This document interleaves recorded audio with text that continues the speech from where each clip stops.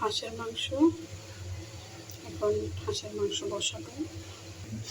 আমার পোলাও রান্না করা শেষ। আমি ছোটো একটা পাতিলে রান্না করছি ওদের দুজনের জন্য।